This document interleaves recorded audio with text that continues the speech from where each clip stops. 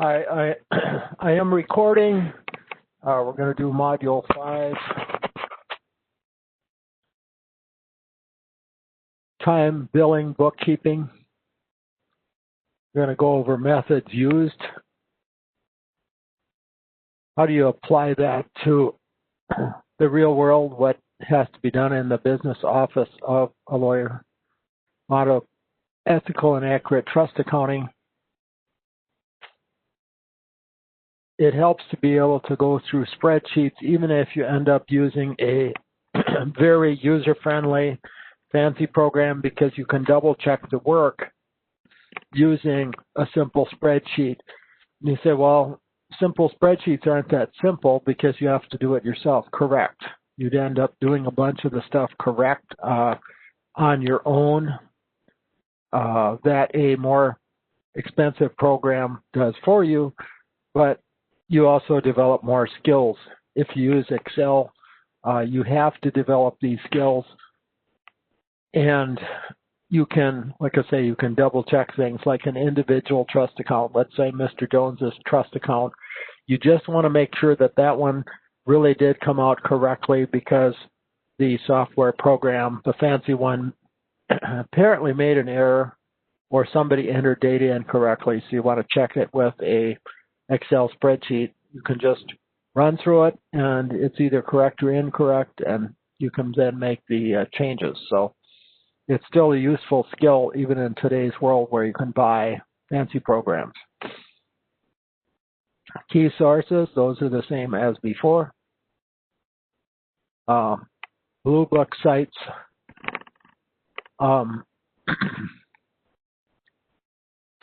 You do want to use Blue Book sites. Here's a short form that you can use. Well, quote insight, paraphrase insight, and so on when you get a chance to do an essay. This time, we're doing activities instead of essays. And there's a quiz related to the activity and the written assignment.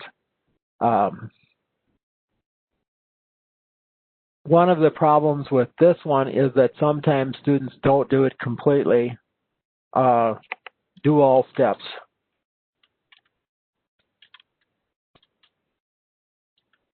So you need to do the Excel and the Microsoft Word invoice, which is a bill.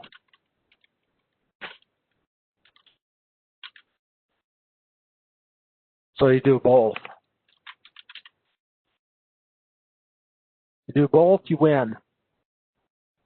The trust accounts use exact format and method in the sample one that is done for you. The so-called middle one. And I will go over that with you.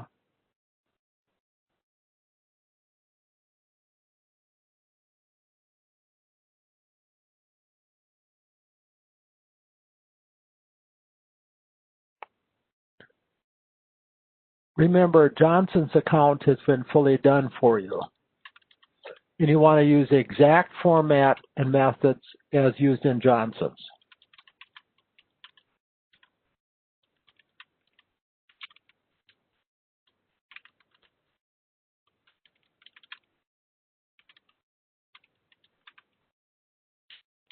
So that should be an exact example on how to do it.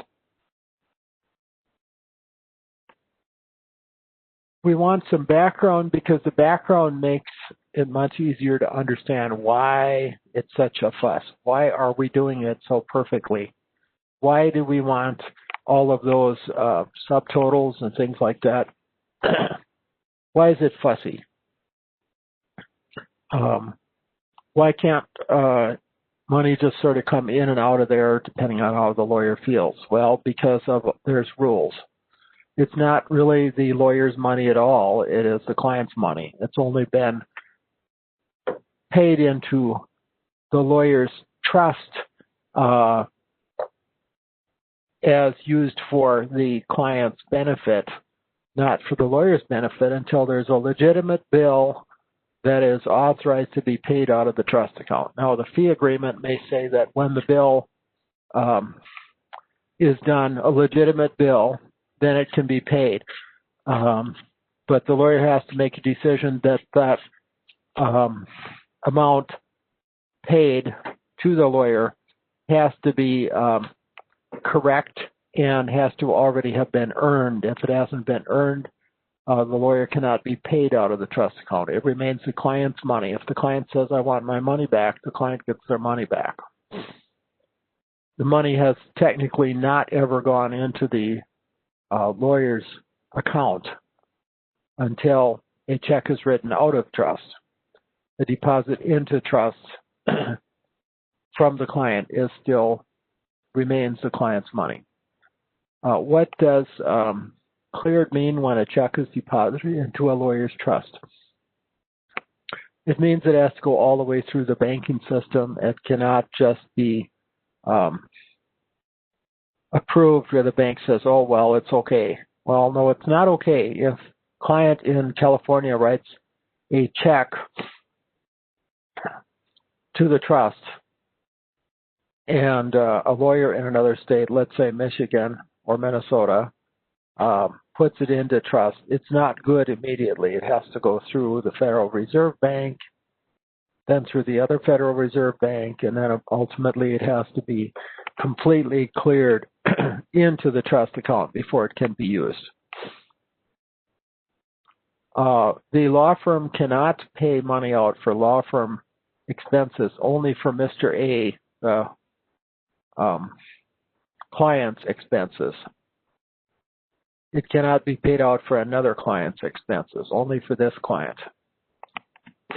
Do the trust, turn it in, and do the related quiz. Because there is a related quiz, use the correct cells. It's up to you to proofread your own worksheet in detail and let me know if you need help on methods. I think we'll go over that right now. We'll take a look at it.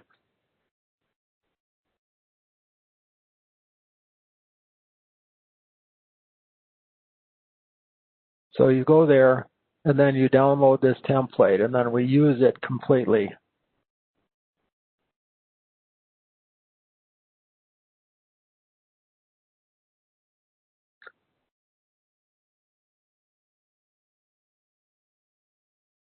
Enable editing.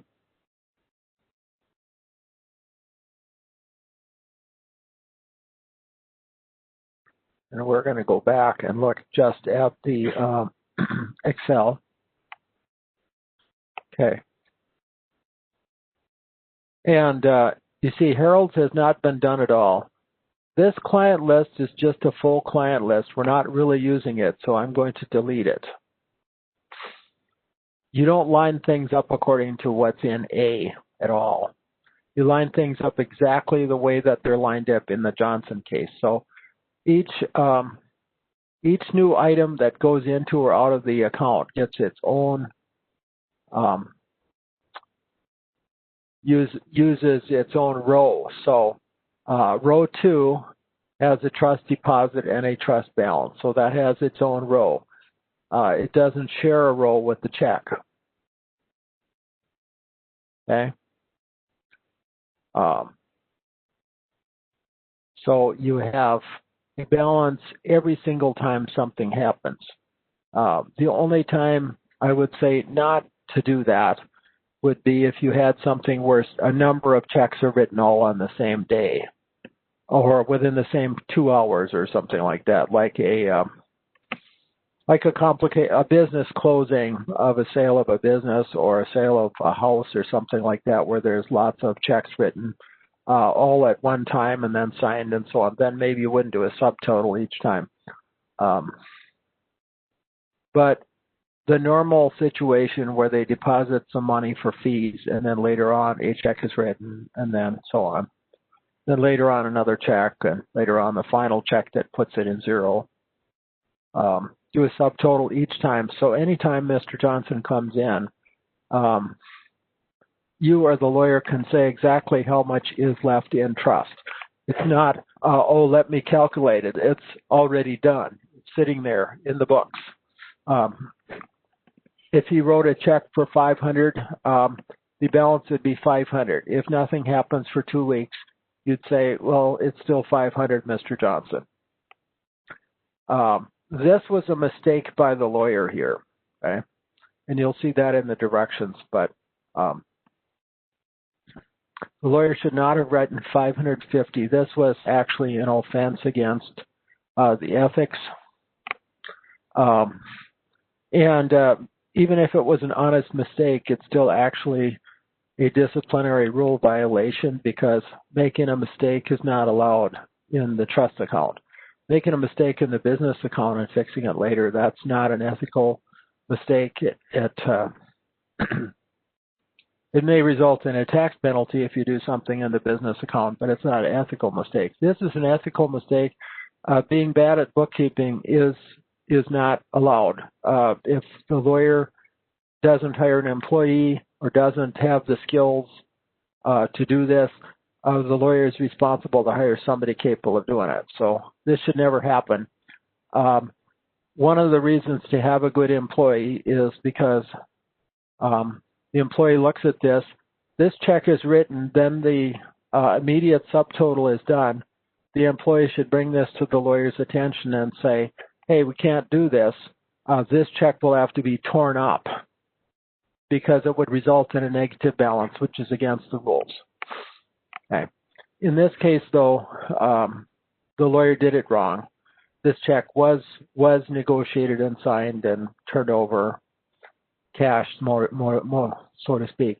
Then it resulted in a negative balance. Then the lawyer deposited $50 of his own money to get it to zero balance. So deposit, subtotal balance.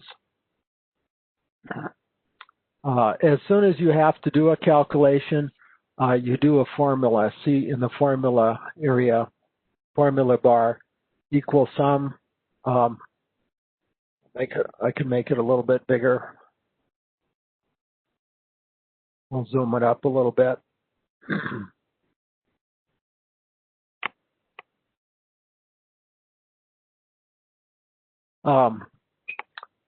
Equal sum, parentheses, G2 minus F3. So yeah, G2 minus F3. And then you get the balance. Now, why do I want this when you could have done it in your head? Because it's the habit of doing these each time so that as other employees or the lawyer looks at this, it's always done. Plus, it avoids the mental problem of possibly assuming this is a $500 check and not looking at it very carefully. When you do it this way, you catch the errors more easily. So use a formula every time. Then the deposit, then a new total equal sum G3, which is the last balance, plus, actually just comma E4. So as you do the other ones, you want to do the same thing. The deposit has its own row, balance for that. Each check has its own row and its own balance.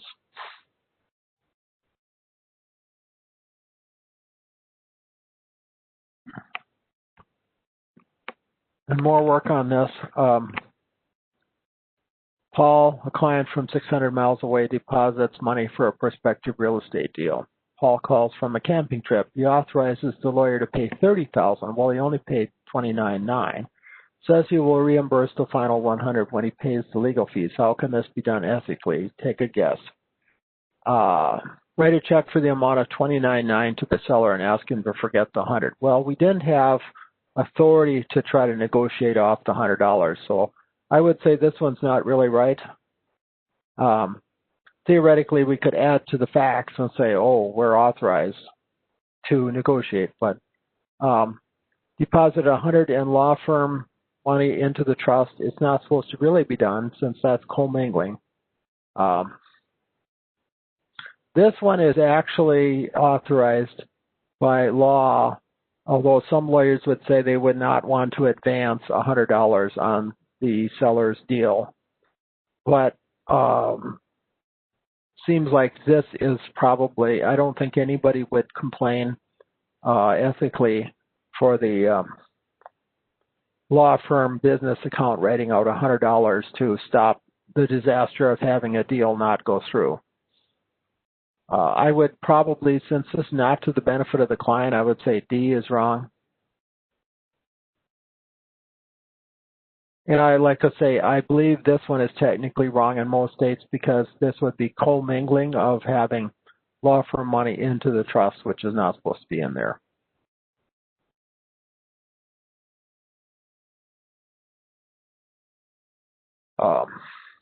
This one is kind of a mess. It could happen.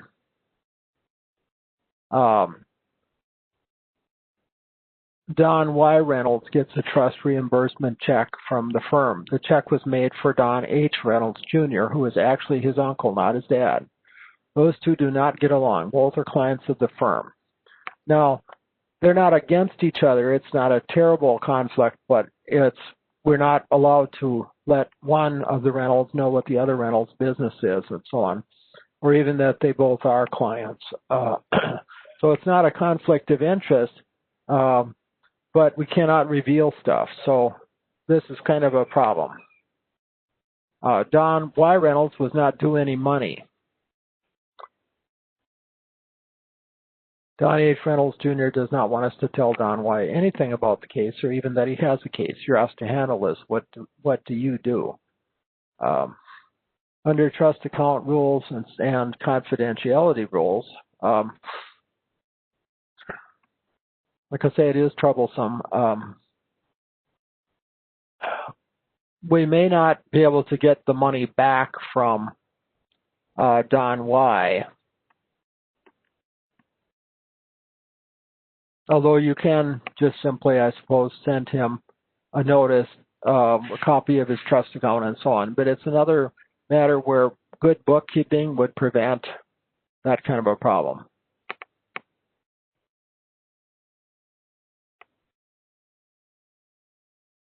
With top quality bookkeeping, including better matching of the trust account with file number,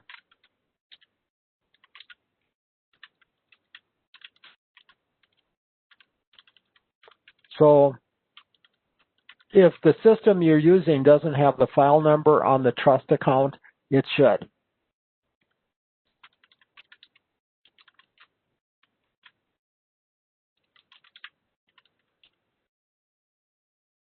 Not just name. So we can prevent it in the future, but it's hard to handle this without revealing anything.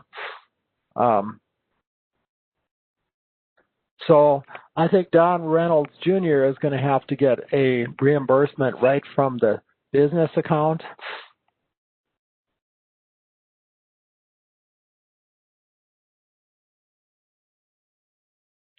And like I say, it's kind of a mess. This is a kind of a thing that you might call the professional responsibility director in the state and say, what do we do? And they would probably tell you the same thing I do. It'll have to be handled by the law firm in a way that does not reveal any private information to either of them about the other person's matter, or even that there is a matter. And they each have to have the appropriate money they're supposed to have, although we're not required to try to get the $200 back from Don Y. if the law firm is willing to take the loss.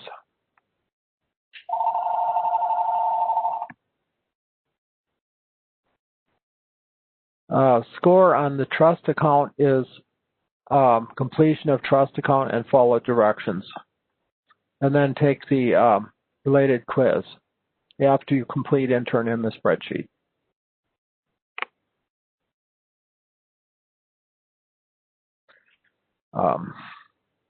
Same thing, basically. You want to consistently use formulas and, of course, come up with the correct amounts. Note that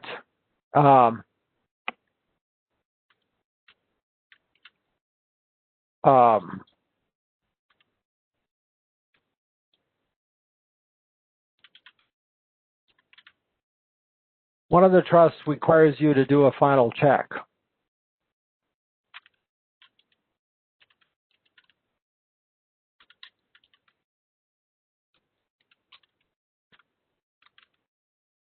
One of the trusts requires you to do a final check to get the balance to zero. And that would be like a refund.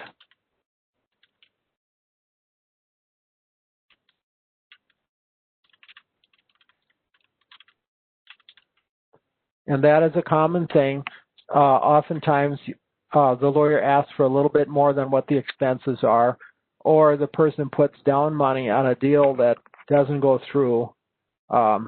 Let's say for an earnest money on a real estate deal or something, and then the deal is turned down, so nothing happens. They say, well, we won't accept that, so there's no point in giving us the earnest money. So then the money is returned. But one of the trusts still has a balance.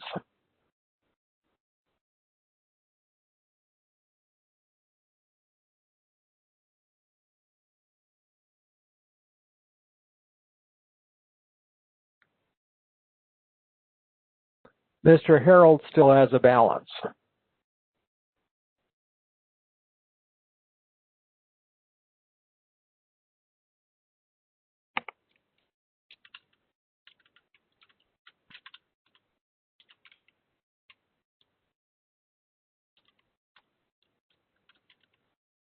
So the case is not really done with.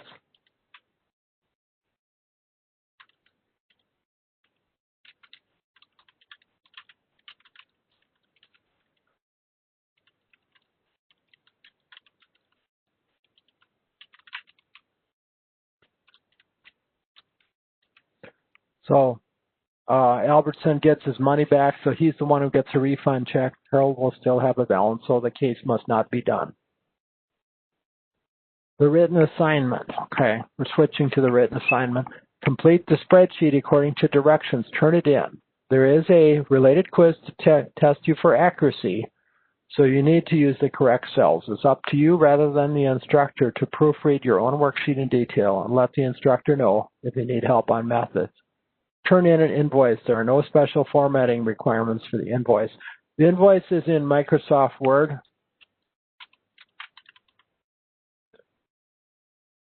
Not Excel.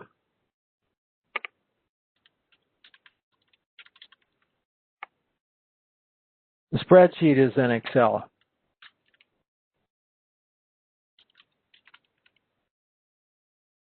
Not the invoice. And then, of course, do the related quiz. Any questions, let me know by course message. I will be gone on Saturday. I will be gone Friday night and Saturday.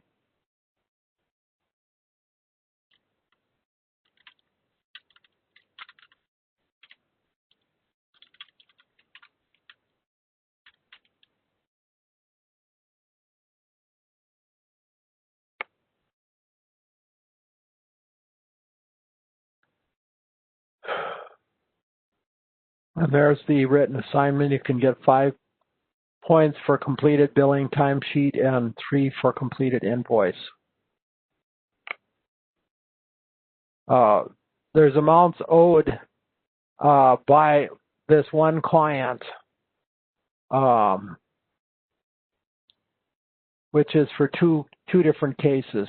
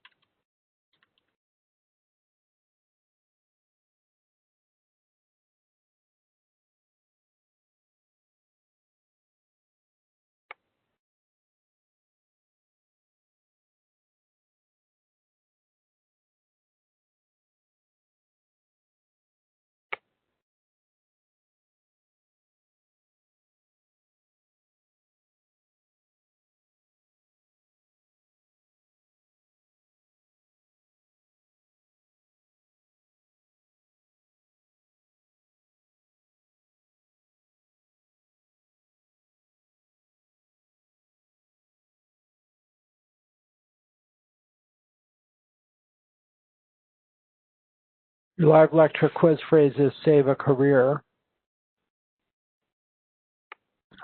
I will go over the methods on how to do the invoice and calculate in just a bit. I'm just going to leave this up for a little bit.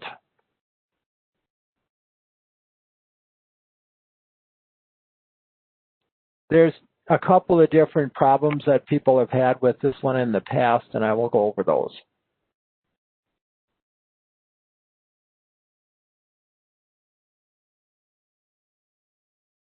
One of the problems that I've seen in the past is that people don't pay attention to this Word document. This is actually key. That's where you find the data. You have to use this helps for timesheet Microsoft Word document. Have to. This is where the corrected data is. And you change only the timesheet. You don't change the data sheet in the drop-down menus.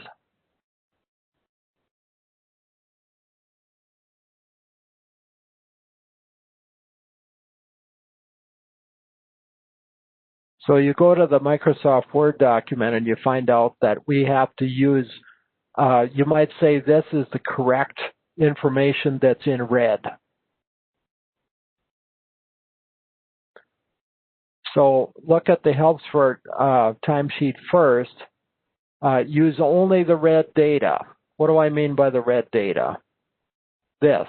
We use only this. This is correct. The numbers and the names on here are correct. The numbers and the names, there will be a couple of errors in the partially completed or partially correct, mostly correct, I should say, and partially incorrect spreadsheet. The Excel spreadsheet has a couple of errors.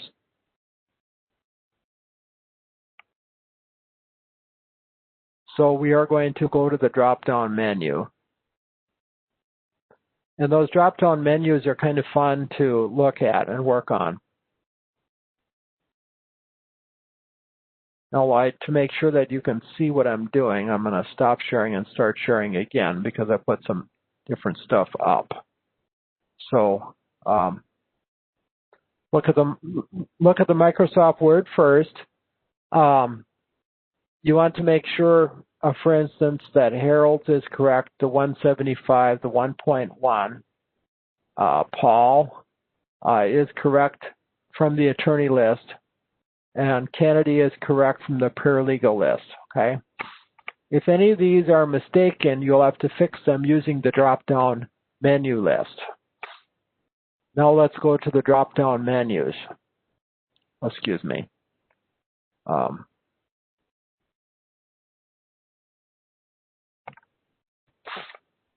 Let me share again because sometimes you share and it doesn't really come out. So let's try it. Okay, now we are sharing. Enable editing.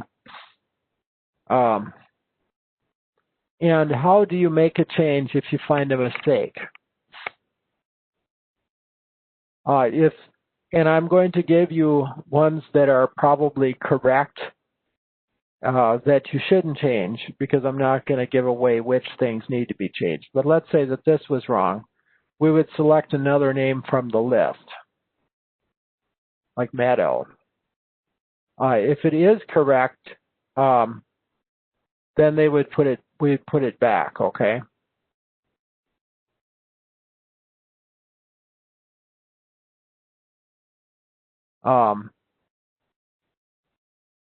And then, of course, this times this equals this. So if the bill rate is wrong, then then this would be wrong too. So if this bill rate was wrong, then you would have to change it. Then it would automatically change the amount to be billed to Albertson. But again, if it was correct, then you would not change it.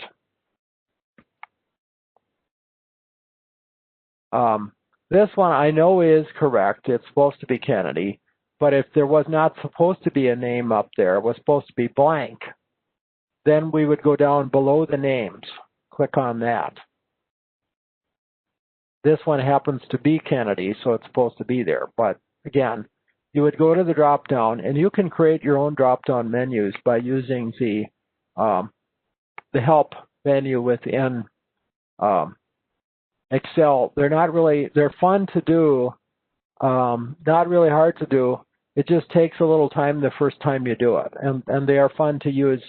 You can definitely impress a boss when you do pull downs, and he says, "So I don't even have to type on this thing. I can just do a timesheet without typing." Yeah, because I've got all the current clients on a list.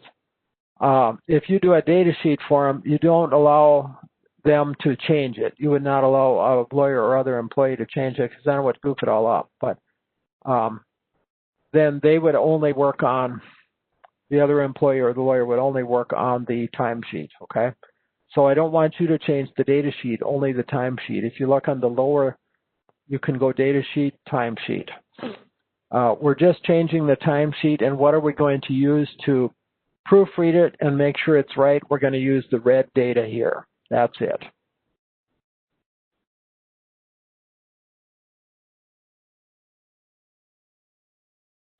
If you have a question or problem, let me know. The discussion study software products, you can use resources from companies, lecture notes, announcements, the library, or other sources. What are the advantages or disadvantages? What are your arguments for and against? Personalize.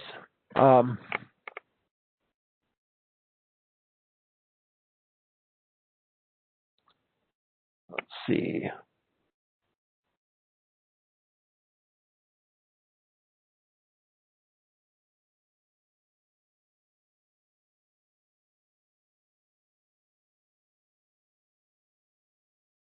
I guess I made this too big. Just a sec here.